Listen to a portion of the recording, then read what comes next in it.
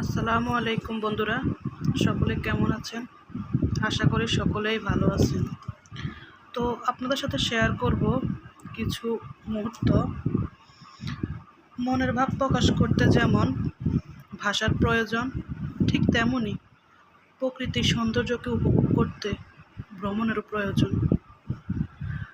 আপনি আরামদায়ক জীবনে কখনো পৃথিবীর রহস্য উদ্ঘাটন করতে পারবেন না।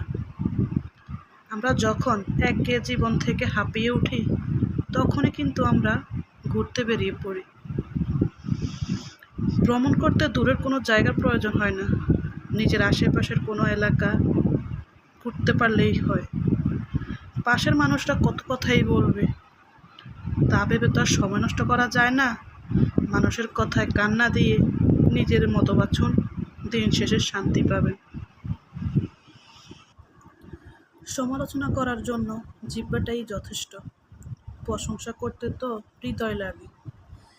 বন্ধুরা, ইংরেজিতে একটি কথা আছে, দি মোর পেইন দি মোর হ্যাপিনেস। যত কষ্ট তত সুখ। মানুষের কিসের এত অহংকার? অন্যায়ভাবে কাউকে ঠকালে একদিন নিজেকেও ঠকতে হয়।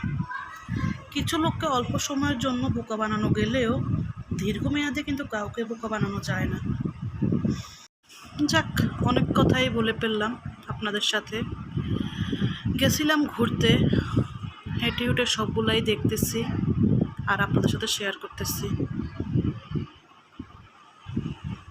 ঘুরতে ঘুরতে অনেক কথাই মনে হলো, তারপর খিদেও লেগে গেল। এখন যাইতেছি খাবার খাওয়ার জন্য। উপরে উঠে দেখি ফুল দিয়ে সাজানো। ভাবছিলাম হয়তো কারো বিয়ে, কিন্তু না, দেখি এমনিতেই সাজানো। ফুলগুলো হাত দিয়ে নাড়িয়ে চাড়িয়ে দেখতেছি,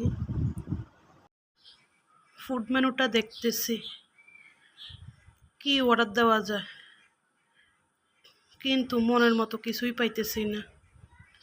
শেষে পাইলাম একটা, দিলাম অর্ডার দেওয়ার পরে আমাদের নোয়াখালীর ভাষায় একটা কথা আছে না, খানা নাই ফেলেট ঘুরে, সাথে মাছিও মারে। দেখেন মামুনিটা মাছি মারতেছে। তারপরে দিল চামচ। বসতে বসতে অপেক্ষা করতে করতে অবশেষে খাবার আসলো, কিন্তু তার আপনাদের সাথে শেয়ার করতে পারলাম না, বড্ড খিদে লেগেছে।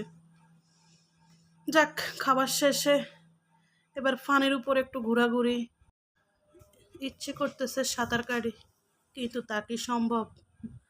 তারপরও দেখলাম আশপাশ ঘুরে, শেষে আবার দোলনা চড়লাম। দুলতে খুবই ভালো লাগে। তারপরে আর কি, ভালোবাসার ভিতর দিয়ে হেঁটে গেলাম নিজ গন্তব্যে। আপনাদের সাথে আবার দেখা হবে পরের কোনো ভিডিওতে। আসসালামু আলাইকুম।